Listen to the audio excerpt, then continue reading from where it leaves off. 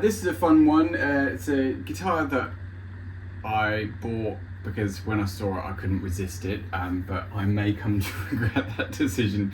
So it's what I'm told is a 1953 Gibson L-50.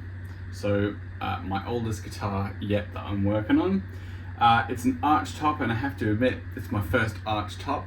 Why not start with a valuable vintage one? So generally the guitar is not so bad. When I bought it, it didn't actually have strings on it, so I kind of bought it on faith, and was really worried that the neck might need a reset. But having strung it up, it actually plays really, really nicely. It sounds kind of cool. I mean, archtops aren't necessarily my thing, but it sounds pretty cool. Intonates nicely. No real buzzes, despite the frets being super, super low. I believe they're the original frets, so I'm actually just going to leave them as they are. But the elephant in the room, and there always is one, is that someone has retrofitted some pickups at some point, and used their pet beaver to cut the pickup routes. So archtop guitars shouldn't have routes at all, really. I mean, even maybe if you've got one of those Charlie Christensen pickups, but like, what is with like the screws and stuff like this? So essentially, not only have they cut out these sort of pickup routes, and I don't know what was in there, maybe sort of, certainly not P90s, possibly like some sort of gold foil or something like that, but they've had a couple of attempts, or maybe a couple of pickups in there. But in putting pickups in there, not only have they taken away, quarter inch of structural top, but they've also just borrowed through these braces on the top here. Really, there's no real easy way of getting to those braces. But one of the things with these braces, it was at a time when Gibson was counting beans and struggling financially, and they needed to speed up their production processes. And one of the ways in which they did that was to kerf their braces. So rather than having to spend significant time form-fitting braces to the inside of an archtop, they just cut slots the whole way down it so that it was nice and bendy, and stuck it on there, which was brilliant. But it's nice and bendy then. So possibly, arguably, it's kind of strong-ish because it's got material at the top and at the bottom, but of course it's nowhere near as strong as like a solid bit of quarter sawn spruce. So the other thing, because what I did consider doing, because of the really straight grain of spruce, I did consider for a very brief moment putting a new piece of spruce just in the middle here, and of course I'd put a center seam in as well so that it looked the part, and try and sort of like refinish the top. Obviously you'd have to do that whole thing, but it would be a real shame to do, because actually you'd always see it realistically, no matter how well I jointed that, you'd always see it. It would be a pretty mammoth task to do. And the paintwork is actually pretty good for a 70-year-old guitar. Like, I'm pretty happy with it. But the other thing, of course, is they put holes in it. So it's one of those situations where we've just got to turn a lemon into lemonade, right? It's had pickup controls in it, it's had pickups in it. Let's just make it an archtop with pickups. So, my plan is, I think I'm going to have to get the back off, which I was really hoping to avoid, but I just don't think it's avoidable anymore. Get the back off, replace these braces, and then put volume and tone there, three-way toggle there with the Gibson puck, which will hide this sort of monstrosity, and I'm going to install some diamond style gold foils, which I will wind myself. I've done a load of research on these ones, so it feels right to use diamond because, or a diamond style pickup because you know, they are American rather than Japanese, so it would have been sort of like period correct-ish. I believe the diamonds came into play kind of late 50s, whereas this is a 53, so you know, roughly the right era.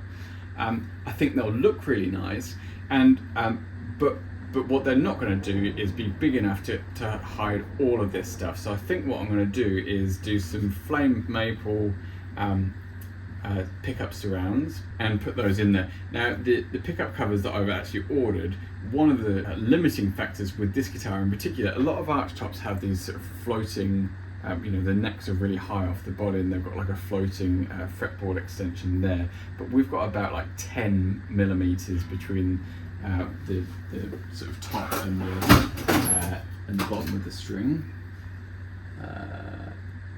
Yeah, almost exactly 10 mil, and that's at that side. So I mean, when you're on this side, it's kind of more like 8 mil, 7.5 mil. So you're going to struggle to get anything other than a super flat pickup. So the Goldfall style that I'm using is like a slim thing there, rubberized ferrite, which I've sourced as the magnet, and you just wrap a load of 44 gauge, which is 44 AWG wire, which is this stuff here, really thin, and because it's really thin, you can get a load of it on there.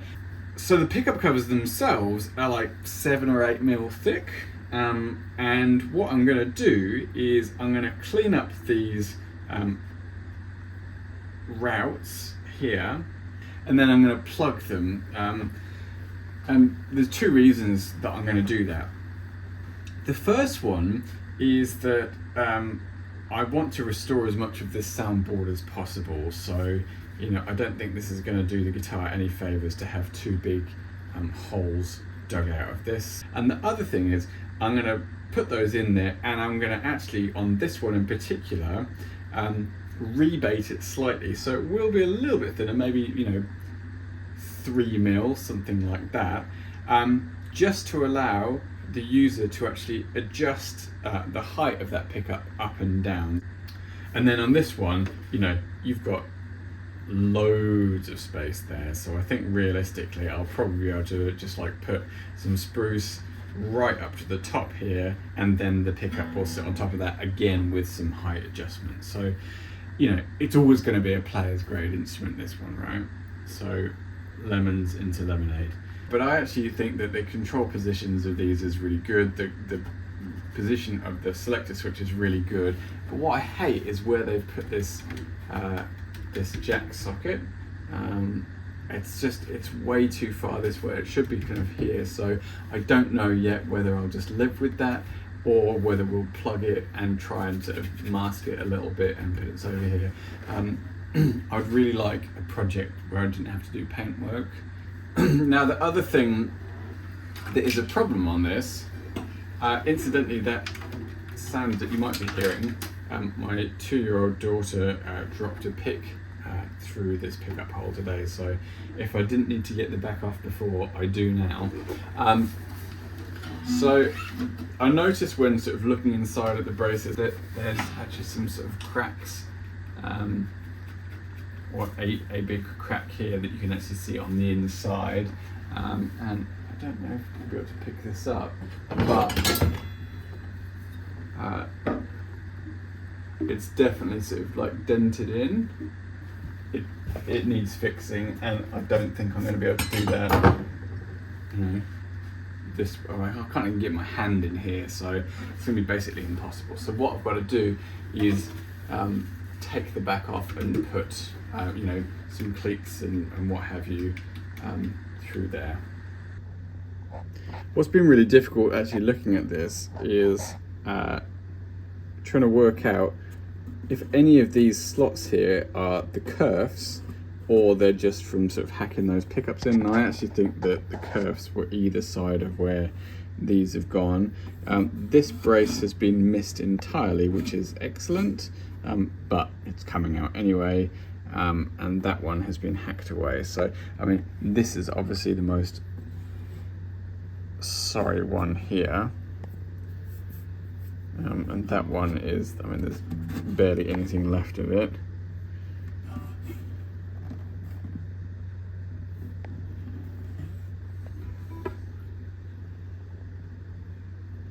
Just wanted to give you a sense of what it sounds like.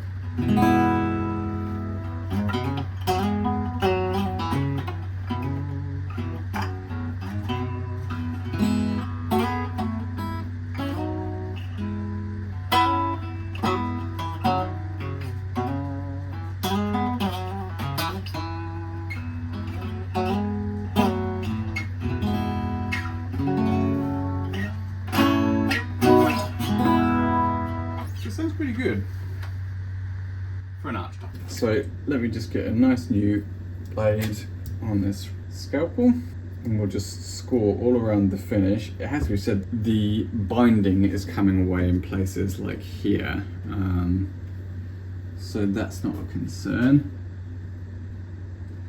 And the aim of the game here is that when we pull that binding off, doesn't pull big chunks of the finish with it.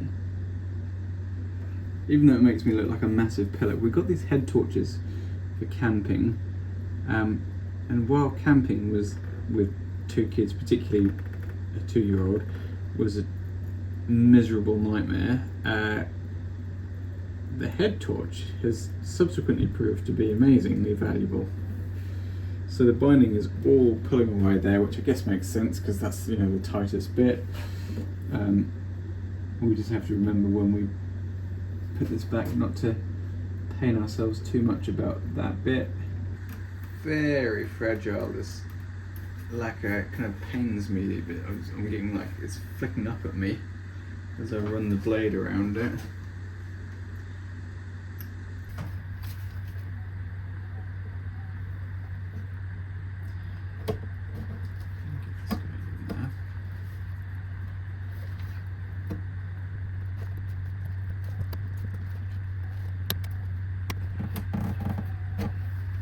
In some parts this binding is really stiff or really well attached, and in other parts it just sort of comes off super easily.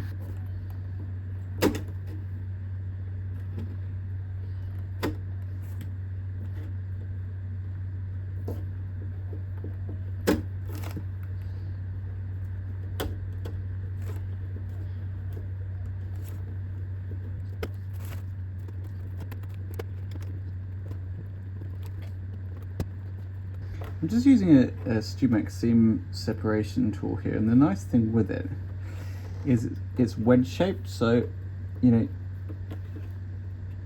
it actually sort of is kind of passing the or breaking the glue joint before I even get to the part that it's actually separating.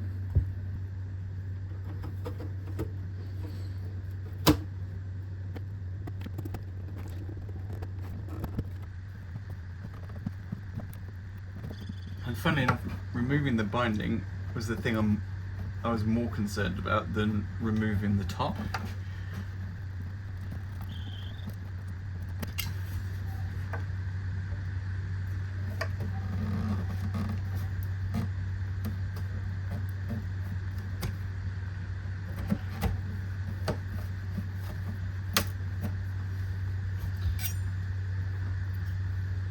I just changed tools there because the binding, because it's turning a corner, the top will start to get in the path of this blade, and it is actually sharp, and I knew that it would just dig into the side and do terrible things, so I'd rather have a sort of a blunt spatula there.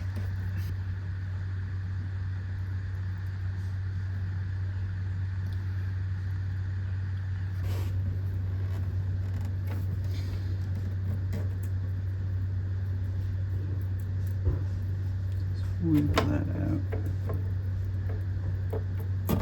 There we go.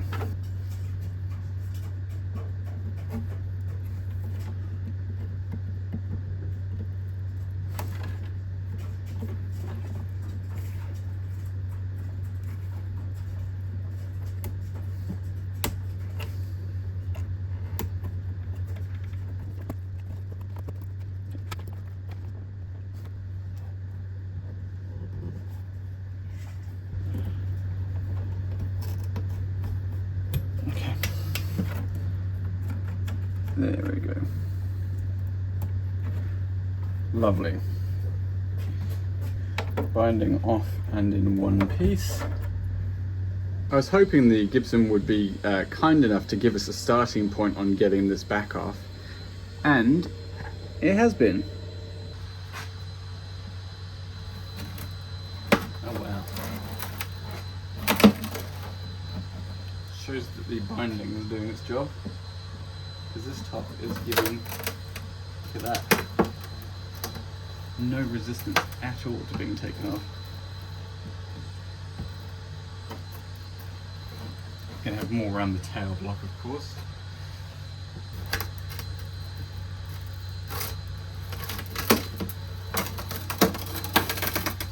If only they were all this easy, eh? And what we'll do is we'll use the seam separation tool to do the neck and tail blocks.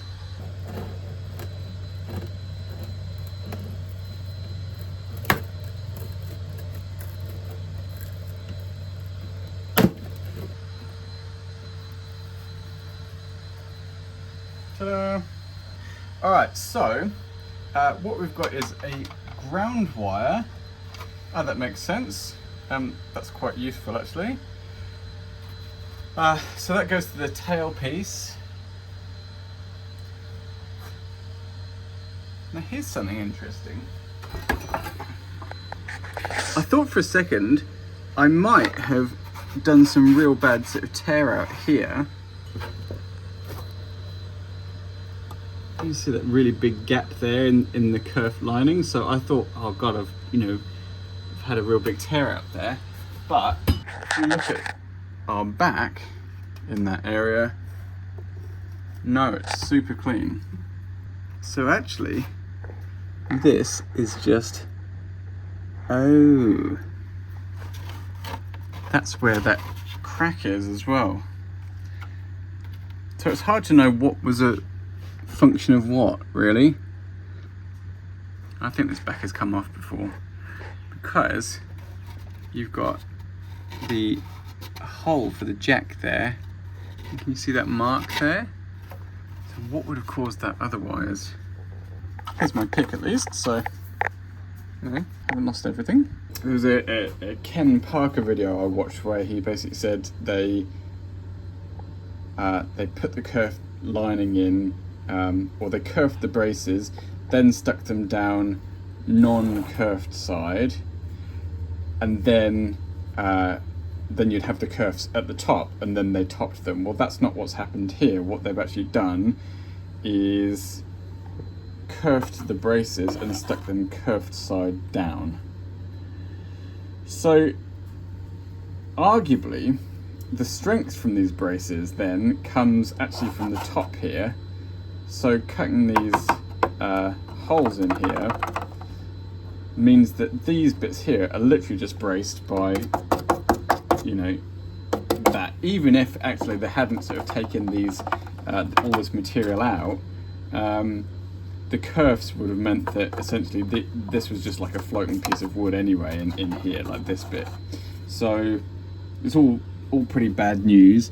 I mean, what is really interesting, and I've actually subsequently seen this on a few photos of Gibsons, is on the treble side, the brace runs basically parallel to the center seam, and the bass side angles outwards.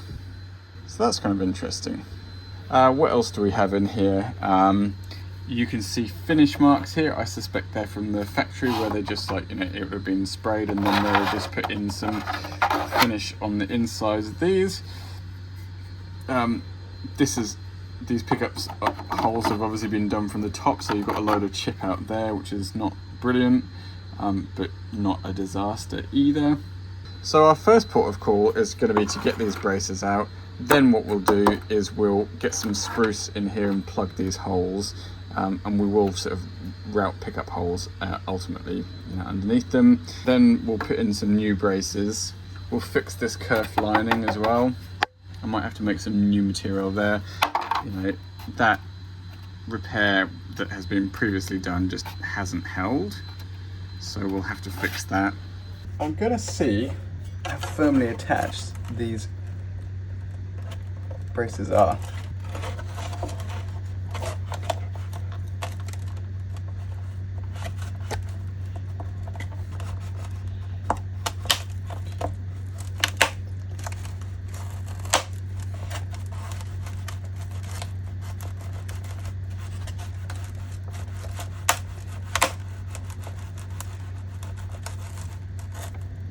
I'm hoping that I won't be getting a lot of spruce up here, but that came up nicely.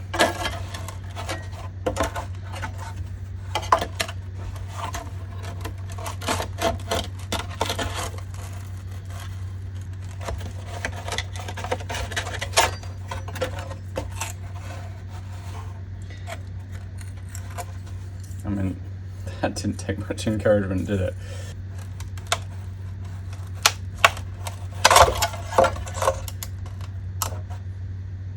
Not so clean there, but that's the brace splitting and not the tops. That's really nice. And we'll just get this final bit here. There we go. Got to be really careful here because I've taken out all of the structure. If I just support under where I'm levering.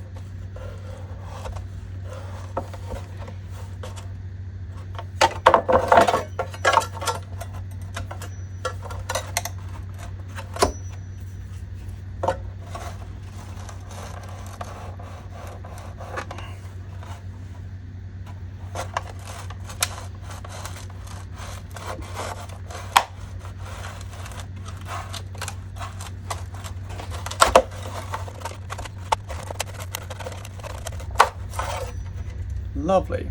So the tiniest bit of tear out there, but otherwise really, really clean. The most damage was done to my thumb, unbeknownst to me.